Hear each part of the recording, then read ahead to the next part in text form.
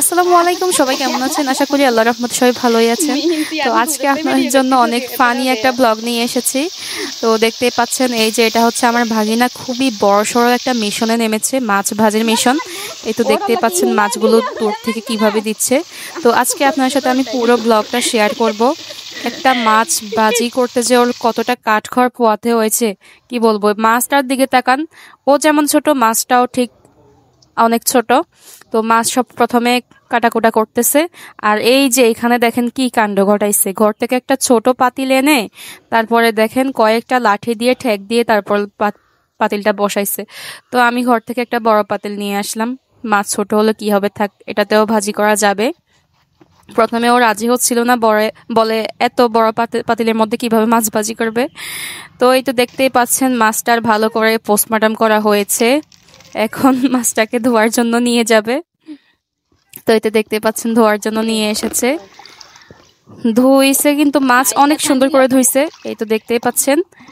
ওরে বাবারে, আমি এত সুন্দর করে মাছ ধুই না। মাছগুলোকে প্রথমে ঘষছিল, ওই ভিডিওটা আমি করি নাই। এই যে নিচে এখানে সুন্দরভাবে ঘষে ঘষে মাছটাকে প্রথমে ডলছিল, তারপরে মাছটা সুন্দরভাবে ধুয়ে নিছে। আর ওর জুতোর দিকে তাকান কি অবস্থা, বড়দের জুতা পরে হাঁটে। বাইরে এখন কাদা মাটি, তো এর জন্য বড়দের জুতো পরে হাঁটে।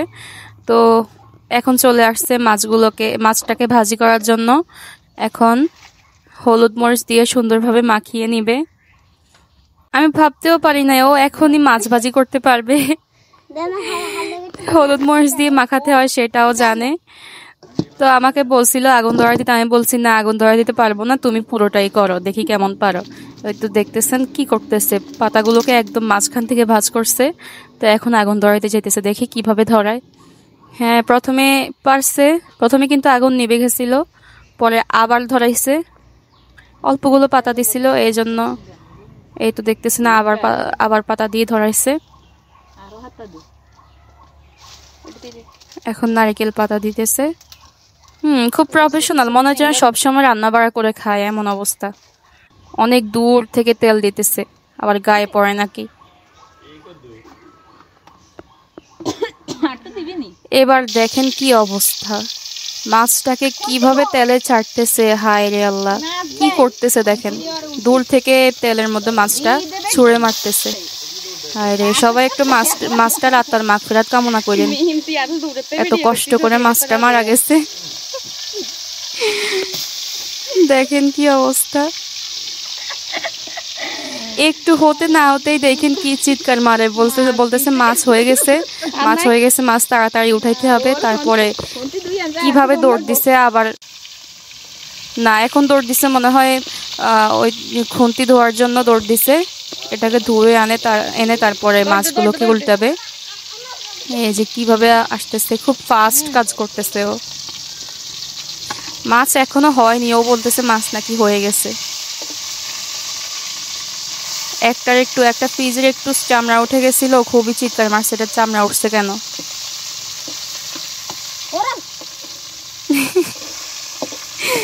অবস্থা দেখেন। এই তো এখন চিৎকার করতেছে কিভাবে মাছগুলা উঠাতে হবে।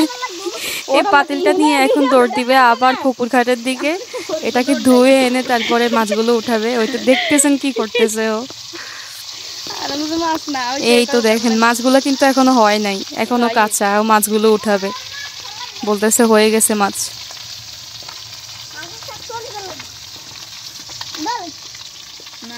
না ওরা কি বকে, এটি আমাকে আরাম লাগবো। এই আর কাঁচা মাছ খাবাবি তুই করে কল্লার ভিতরে তো হিসাবে সে ভালোই পারছে আমার মনে হয়, ভালোই পারছে। আমরা তো এই বয়সে এতটুকু করতে পারতাম না।